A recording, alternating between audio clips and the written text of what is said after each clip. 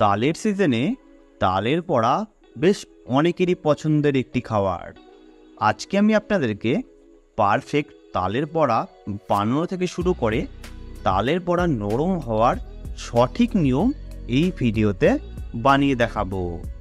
আশা করছি আপনাদেরকে এই তালের বড়ার রেসিপিটি খুবই ভালো লাগবে। আর আপনারা দেখছেন স্পাইসি কুকিং। তালের বড়া বানানোর জন্য আমি এখানে 3টে মতন ঠিক এই রকম যে কালো তালগুলো হয় সেই কালো তালগুলো কিন্তু এখানে নিয়ে নিয়েছি। তারপর এই তালগুলোকে কি করে ছাড়াবেন দেখুন, ঠিক এইরকমভাবে একটা একটা করে ধরে ঠিক উপর দিকে টানলেই দেখুন তালের উপরের যে খোসাটা হয় সেটা কিন্তু পারফেক্টলি বেরিয়ে আসছে। ঠিক এইরকমভাবে আপনারা একটা একটা খোসাকে ধরে টানলেই দেখুন খুব সুন্দর পারফেক্টলি কিন্তু বেরিয়ে আসবে। তারপর দেখুন আমাদের তালটা কিন্তু একটু আমি পাকাই কিন্তু নিয়ে নিয়েছি। যদি শক্ত তাল হয় তাহলে কিন্তু এটা ছাড়াতে একটু অসুবিধা হয়। তারপর দেখুন ঠিক এইরকমভাবে আস্তে আস্তে নিচের দিকে টানবেন, দেখবেন খোসাটা কিন্তু পারফেক্টলি কিন্তু খুলে যাবে।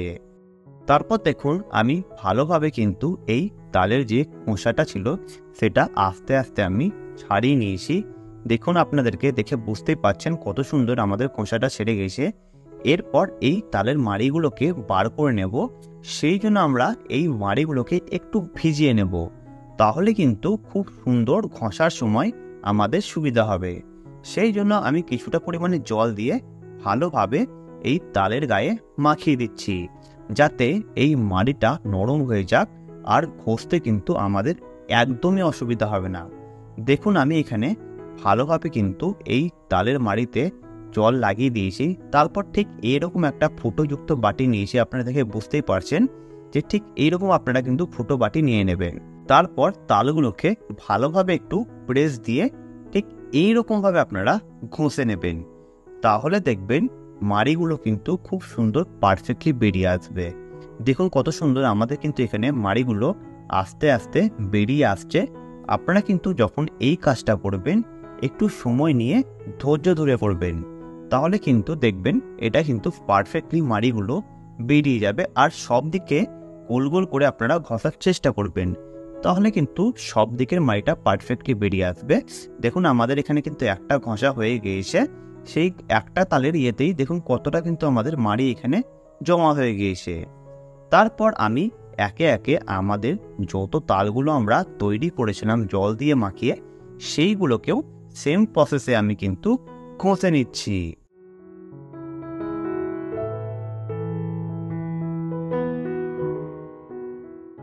দেখুন আমি তাল থেকে তালের যে মাড়িগুলো ছিল সেগুলো সব ঘষে কিন্তু বার করে নিয়েছি। তারপর এই মাড়ির মধ্যেই দিয়ে দিলাম পরিমাণে 200 গ্রাম মতন ময়দা, আর দিয়ে দিচ্ছি পরিমাণে 200 গ্রাম মতন সুজি, আর দিয়ে দিচ্ছি 100 গ্রাম মতন আমি এখানে চাল গুঁড়ি, আর দিয়ে দিচ্ছি পরিমাণে 500 গ্রাম মতন চিনি। তারপরেই দিয়ে দিলাম কিছুটা পরিমাণে নারকেল কুড়া, আর দিয়ে দিচ্ছি কিছুটা পরিমাণে আমি এখানে মৌরি। আপনাদের যদি মনে হয় যে তালের মাড়িটা একটু তেতো, তাহলে কিন্তু আপনারা একটু তালের মাড়িটা ভালোভাবে ফুটিয়ে নেবেন, তারপর কিন্তু এই প্রসেসটা করবেন, তাহলে কিন্তু তেতো ভাবটা একদমই মরে যাবে আর খেতে কিন্তু খুব সুন্দর লাগবে। তারপর আমি তালের মাড়ির সঙ্গে এই মিশ্রণগুলো ভালোভাবে কিন্তু মাখিয়ে নিচ্ছি। আপনারা কিন্তু অবশ্যই ভালোভাবে মাখিয়ে নেবেন। তারপর আমি আবারও 200 গ্রাম মতন এখানে ময়দা কিন্তু দিয়ে দিলাম। তারপর আবারও আমি ভালোভাবে মাখিয়ে নিচ্ছি, যাতে সব মিশ্রণগুলো পারফেক্টলি এই তালের মাড়ির সঙ্গে মিশে যায়।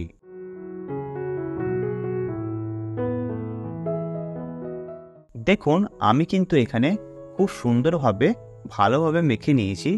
আপনারা নিশ্চয়ই দেখে বুঝতে পারছেন যে আমাদের এখানে তালের মাড়িটা খুব সুন্দরভাবে মাখানো কিন্তু হয়ে গিয়েছে। তারপর এই মাড়িটাকে আমি প্রায় 10 থেকে 15 মিনিট মতন একটু রেস্টিংয়ে রেখে দিয়েছিলাম। তারপর এই তালের বড়াগুলো ভেজে নেব। সেই জন্য আমি এখানে একটা কড়াই বসিয়ে দিলাম গরম করার জন্য। সেই কড়াইটা গরম হয়ে গেলে আমি দিয়ে দিচ্ছি 1 লিটার মতন সাদা তেল। আপনারা যদি চান তাহলে সর্ষের তেলেও কিন্তু করে নিতে পারেন, সর্ষের তেলেও এটা কিন্তু পারফেক্ট হয়। দেখুন আমি এখানে 1 লিটার মতন সাদা তেল দিয়ে দিলাম গরম করার জন্য। এই সাদা তেলটা লো টু মিডিয়াম ফ্লেমে রেখে আমি এক এক করে তালের বড়াগুলো এই তেলের মধ্যে কিন্তু ছেড়ে দিচ্ছি। আপনারা ঠিক এইরকমভাবে প্রত্যেকটা তালের বড়া ছেড়ে দেবেন। দেখুন আমি ঠিক এইরকমভাবে কিন্তু ছেড়ে দিচ্ছি। আপনাদের যদি অসুবিধা হয় এইরকমভাবে ছাড়তে, তাহলে আপনারা হাতের মধ্যে নিয়ে ঠিক এইরকমভাবে কিন্তু ছেড়ে দিতে পারেন, তাতে কিন্তু কোনো রকম কোনো অসুবিধা আসবে না। দেখুন আমি এই তালের বড়াগুলো ছাড়ার সময় গ্যাসের স্টিমটা কিন্তু একদমই লো রেখে ছেড়েছি, তাহলে কিন্তু এই তালের বড়াগুলো ভিতর থেকেও কুক হবে আর বাইরে থেকেও কিন্তু পারফেক্টলি কালার আসবে।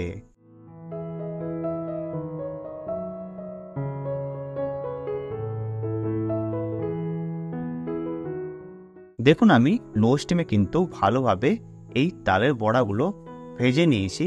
আপনারা নিশ্চয়ই দেখে বুঝতে পারছেন যে আমাদের এখানে তালের বড়াগুলো খুব সুন্দরভাবেই কিন্তু ভাজা হয়ে গিয়েছে।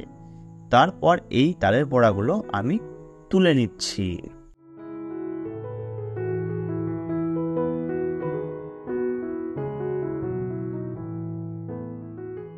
এরপর আমাদের যে আরও তালের মাড়িগুলো ছিল সেইগুলোকেও আমি লো স্টিমে রেখে তেলের মধ্যে এক এক করে গোল গোল করে কিন্তু ছেড়ে দিচ্ছি। আপনারা কিন্তু অবশ্যই মনে রাখবেন যে এই তালের বড়াগুলো ভাজার সময় গ্যাসের স্টিমটা একদমই লো রেখে ভাজার চেষ্টা করবেন, তাহলে কিন্তু এটা ভিতর থেকেও কুক হবে আর বাইরে থেকেও কিন্তু কালারটা পারফেক্ট আসবে। যদি ফুল স্টিমে করেন কিংবা লো টু মিডিয়াম ফ্লেমে করেন, তাহলে কিন্তু কালার চলে আসবে, ভিতর থেকে কিন্তু কুক হবে না। এরপর নামিয়ে নিলেই আপনাদের কিন্তু তালের বড়া খাওয়ার জন্য তৈরি হয়ে যাবে। আমাদের এই তালের বড়া রেসিপি আপনাদেরকে কেমন লাগলো আপনারা কিন্তু অবশ্যই আমাদেরকে কমেন্ট করে জানাবেন। আর ভালো লাগলে চ্যানেলটি সাবস্ক্রাইব করে পাশে থাকা বেল আইকনটি প্রেস করে দেবেন। আমাদের আরও অনেক নতুন নতুন ভিডিও এই চ্যানেলে আসতে চলেছে, আপনারা কিন্তু অবশ্যই ফলো করবেন। ভালো থাকবেন, সুস্থ থাকবেন।